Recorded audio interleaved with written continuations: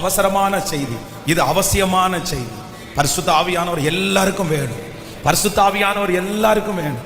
பரிசுத்த ஆவியானவர் பெற்றுக்கொள்ளாம நீங்க இருக்கவே கூடாது. பரிசுத்த ஆவியானவர் வரும்போது பெரிய மாற்றங்கள் உங்களுக்குள்ள வரும். காரியம் மாறுதலாய் முடியும். காரியம் மாறுதலாய் முடியும். நீங்க வாஞ்சிக்கணும், நீங்க விருப்பப்படணும். பரிசுத்த ஆவியானவரை பொறுத்த வரைக்கும் சும்மா இருந்தா கிடைக்காது. அதுக்கு என்ன பண்ணணும்னா நீங்க காத்திருக்கணும். நான் சொன்னேன் இல்ல, 120 பேரை கர்த்தர் அபிஷேகிச்சார். ஆனா ஸ்டார்ட் பண்ணது 120 பேர் கிடையாது, ஆயிரக்கணக்கான பேர். ஆனா எல்லாரும் இடையில என்ன பண்ணிட்டாங்கன்னா ஸ்கிப் ஆயிட்டாங்க.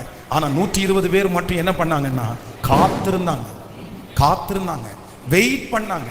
உடனே பரிசுத்த ஆவியானவர் அந்த 120 மேல அப்படியே இறங்கினார். அந்த 120 மேல இறங்கின உடனே அவங்களை கொண்ட அற்புதங்கள் நடந்துச்சு. அவங்களுடைய ஊழியத்தில் 5000 பேர் ரட்சிக்கப்பட்டாங்க. அப்படியே அவங்களுடைய பிரசங்கத்துல ஆவியானுடைய மகிமை ஊற்றப்பட்டது. எல்லா ஊழியக்காரங்களை நீங்க வேதத்துல வாசிச்சு பாருங்க.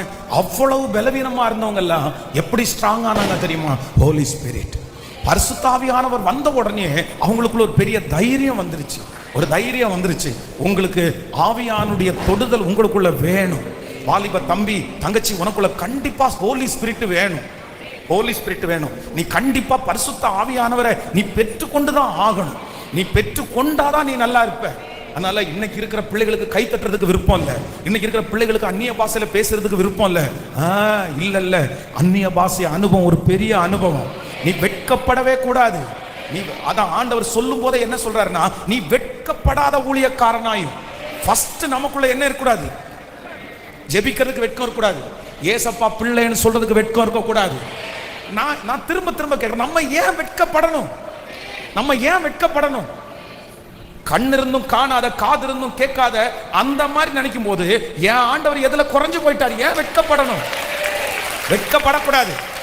பைபிளை தூக்குறது எனக்கு பெருமை. ஏசப்பா பிள்ளைன்னு நான் சொல்றது எனக்கு பெரிய பெருமை.